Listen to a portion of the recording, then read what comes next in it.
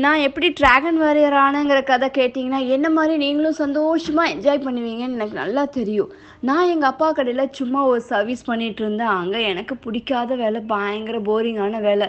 Service பண்றதுக்காக டேபிளுக்கு எடுத்துட்டு போகும்போது, ஒரு அழகான பெரிய போர்ட் பார்த்தேன். அடுத்த டிராகன் வாரியர் யாருன்னு. எல்லாத்தையும் விட்டுட்டு ஒரு பெரிய புஸ்வானத்துல ஏறி போய் அப்படியே வந்து குதிச்ச உடனே, அந்த எலக்ஷன் நடக்கிற மாளிகையில வந்து விழுந்தேன்.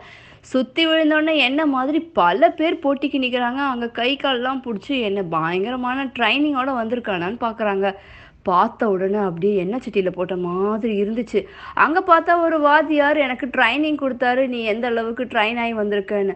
அடிச்ச அடியில திருப்பி என்னயவே அடிச்சிருச்சு. அதுக்கப்புறம் யோசிச்சா, அங்க ஏகப்பட்ட மிரட்டல். "இங்க பாரு, அந்த குண்டன்கிட்ட போய் சொல்லு, ஒரிஜினல் டிராகன் வாரியர் நான் இருக்கும்போது இங்க யாரும் போட்டிக்கு வரக்கூடாது." அப்படின்னு சொன்ன உடனே என்ன பண்றதுன்னு தெரியாம டிராகன் சுத்தி முத்தி. ஆனா டிராகனுக்கு ரொம்ப பிடிச்ச வேலை சாப்பிட்டுக்கிட்டே இருக்கிறது.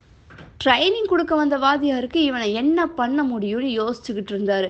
முள்ளால தான் எடுக்க முடியும்னு சொல்லிட்டு, அவனுக்கு புடிச்ச மோமோஸ குடுத்தா சரியாகும்னு சொல்லிட்டு, பெரிய ஒரு தட்டத்துல ஏகப்பட்ட மோமோஸ். வாவ்! அப்படின்னு சொல்லி நம்ம டிராகன் வாய தொறக்க, இதுதான் சான்ஸுன்னு வாத்தியாரு கையில ஸ்டிக்க வச்சு ஏகப்பட்ட ட்ரைனிங் குடுத்தாரு.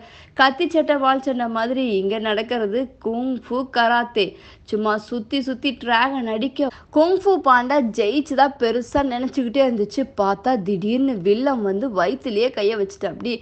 "இங்க பார், உனக்கு கொஞ்சம் கூட புத்தி இல்ல, கைய வா புடிப்பேன்னு" சொல்லி நம்ம குங்ஃபூ பாண்டா டயலாக் பேச, மொத்தத்துல அவரு ஜெயிச்சுட்டாருங்க. ஜெயிச்சுட்டு, "நீ தான் இனி அடுத்த டிராகன் வாரியர்ன்னு" சொல்லி ஊரே வந்து அவருக்கு கை குடுத்துச்சு.